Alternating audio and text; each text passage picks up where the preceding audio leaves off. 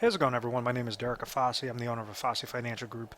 Today's topic, I want to discuss with you how long will my IRA last?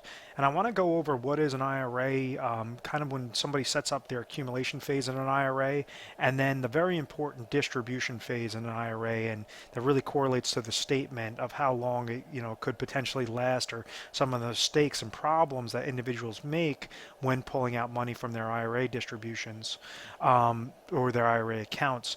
Now, regarding the first bullet point, we have IRA accumulation. And typically what happens is an individual will set up something known as an IRA, which is known, and the one I'm talking about is a traditional IRA. You can also utilize Roth IRA. It's just it's taxed different than the other. So a traditional IRA is going to be fully taxable at retirement. A Roth IRA will be tax-free at retirement.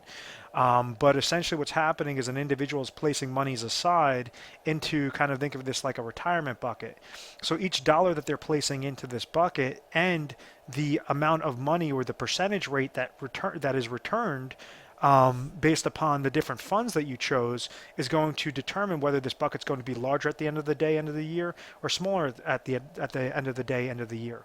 So when somebody is younger, they could essentially place more dollars into their IRA contracts, hoping that the market should typically increase, and therefore they could be getting those nice positive percentage gains on top of the contributions that they're making to increase this retirement bucket, this IRA bucket. So it's known as an individual retirement account.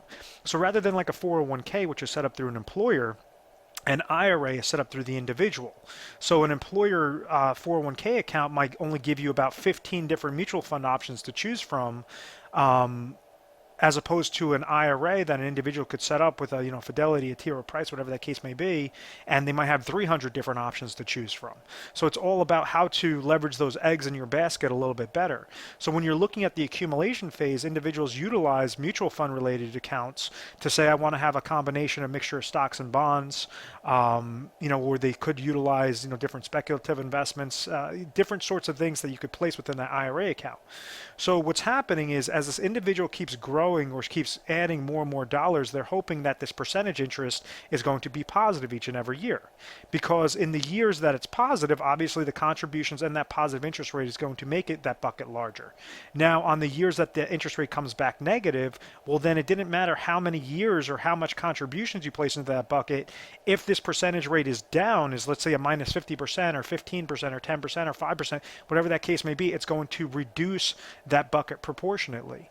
So you have individuals in 2008 that were walking into the year with $1 million in their IRA accounts, and then at the end of the year they were walking away with $600,000. And it's because of this interest credit came back negative and completely messed with their entire mindset that the market's always going to be going up, and this money is always going to last me for the rest of my life. And that's when I get into the distribution phase. IRA distribution, and what are some of the problems and mistakes to avoid when trying to pull your money out for those IRAs. And let me clear out the screen. Now, one of the different recommendations that I always try to make, I always try to hit home with anybody watching my videos, is I say avoid the negatives, avoid the negatives, avoid the negatives, avoid the negatives. Make sure that if you could eliminate the negatives altogether, or at least reduce those significantly, then you could at least get to your retirement destination successfully. So if you're leaving your money into an account that's meant for accumulation, but now you're starting to take distribution off of that account. Now you can't have that risk that you had with accumulation, saying, okay, if the market goes up, well then, I have the next 5-10 years to, or the market goes down, I have the next 5 to 10 years for the market to, to poke back up again, to give me some good growth, good gains into my account. So when it comes time for that distribution, you have a limited set amount of years, because many times you can't work as long when you're older, so therefore you're saying, I want to just pull out this money that I've accumulated throughout my lifetime and make sure that I'm doing it at a safe, consistent basis, that I cannot outlive this money. So what happens with IRA accounts that are tied to mutual funds that is set up for a distribution phase is that individuals fall victim to something known as reverse dollar cost averaging, also known as RDCA.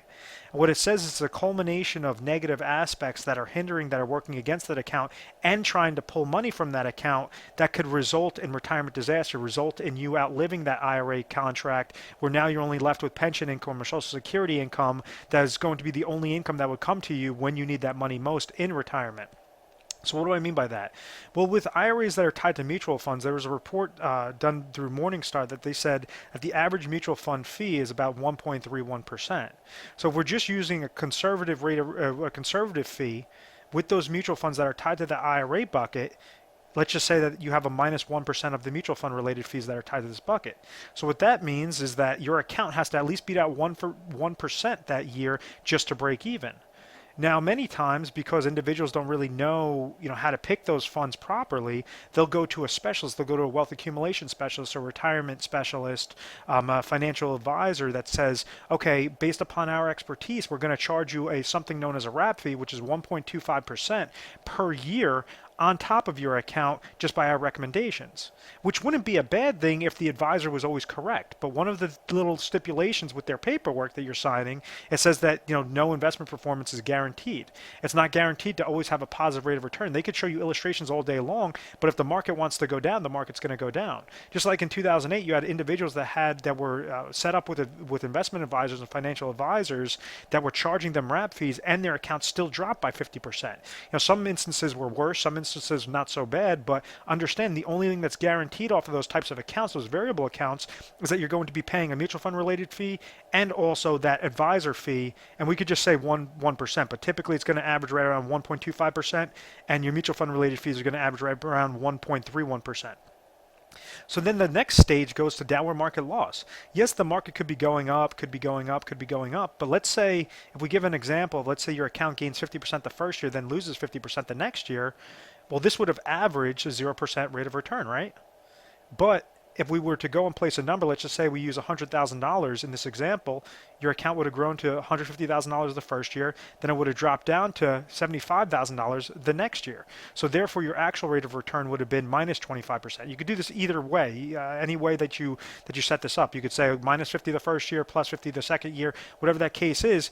On paper, it looks like your averages weren't that bad, but even though you had a minus $25,000 loss or minus 25% loss that specific year. So let's just say in a given year, your account, the market has been extremely volatile, your account drops 10%. Well, now this account's dropping 10%, and then you also have to add on your mutual fund related fee and the advisor fee that would bring it to a minus 12%. Let's say that year that you want to pull out 5% worth of income to live off of for retirement. Well, you're pulling out 5%, your account could have went down 10% or 5% or whatever that you want as this negative number. You still have to pay the fee, you still have to pay the fee. So this is now a computation of negative aspects that are working against this IRA contract, which is now forcing you to pull out a higher percentage each and every year because you're getting hit with these negatives. So losses hurt far worse than gains could help you, especially when you're looking for that distribution phase in retirement. What I mean by that is, let's say if you have an account that had $100,000 and you decided to pull out $5,000 that year, but it dropped $17,000 worth of value. That means the next year you're walking into the year with $83,000. $5,000 of $83,000 is much higher than 5% of $100,000. So, understand that now this number is going to be higher because you're going to have to still live up to that $5,000 of income, and all of these negatives are going to be exponential, thus resulting in an account going down to zero faster. Once your account hits $0, well, now there's no more money there. You cannot pull any more money. And that is a major, major problem. This is something that I want you guys to have as a big takeaway, is how can you avoid those problems successfully, making sure that you're being conservative and you're setting up the correct safe strategies for your specific situation that is correlated to those IRA accounts. So this last bullet point, I say, maximize your IRA with correct safe strategies. Now there's ways on how you could correlate your specific goals to how much income that you want to have on a guaranteed basis. And what do I mean by that? Well, there's specific IRA contracts that you could set up that do not have those mutual fund related fees, do not have those advisor fees associated with it, do not have downward market losses, meaning that if you're looking mainly at a return aspect, you could have safe, consistent growth that do not have any fees associated with those types of accounts. Now, there's also a catch to those types of accounts because they're going to restrict how much money you could pull out for X amount of years. Because if they're not paying you a fee, then they say we want to make sure that you're staying within our contract for X amount of years, whether that be 5 years, 7 years, 10 years, etc. The most important types of IRA contracts, especially if you're looking to see how long these monies will last, is to correlate it exactly with something that will provide lifetime income through lifetime income riders that you could attach to specifically designed IRA contracts. So what would essentially happen is, let's say if you have a budget or you have certain expenses that are going to occur in retirement, of maybe, let's say, $50,000, but you have Social Security income that's coming to you for $30,000. You have pension income that's coming to you for another, $15,000. Well, now you have a specific gap of $5,000 of income. Rather than try to pull out $5,000 of income, what you could do is you could leverage what the most optimal IRA contracts are out there to provide lifetime income to both you or you and your spouse, to make sure that you're utilizing the smallest amount of dollars into those contracts, but as much as necessary, to say even if your account value hits $0, that $5,000 would still be going to you guys for the rest of until the second spouse passes away. If something happens to you before that time, then whatever's remaining in your account value would go to your beneficiaries successfully. And those are some of the different things that we try to show individuals at a Fosse Financial Group. We like to specialize in retirement income planning, and a large portion of retirement income can be leveraged through IRA contracts. These are contracts that you couldn't touch before 59 and a half because you were looking to retire in your 60s. So how exactly could you make sure that you're leveraging your IRA the best possible way? We are an independent agency, so what that does is it gives us access to multiple carriers, multiple strategies, proprietary carriers even at that.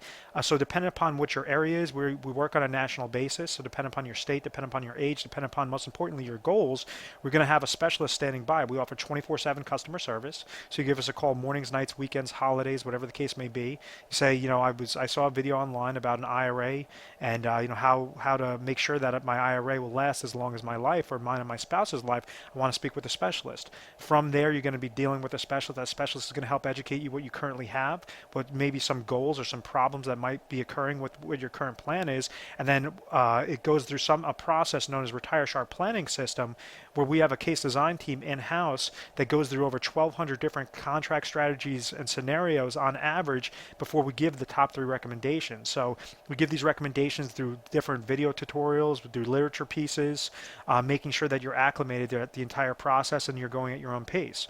One of the things with retirement is you only have one chance to get things done correctly. There's no room for error, and we want to make sure that you really understand what you have, kind of what are the solutions out there, and how to make sure that you're leveraging your chips the right way. We are A+ rated on the Better Business Bureau. We've always had very good reviews. We've never had any complaints. It's because of this methodical process. I want to thank you very much for watching this video. Please feel free to subscribe to our YouTube channel, Retire Sharp, so you can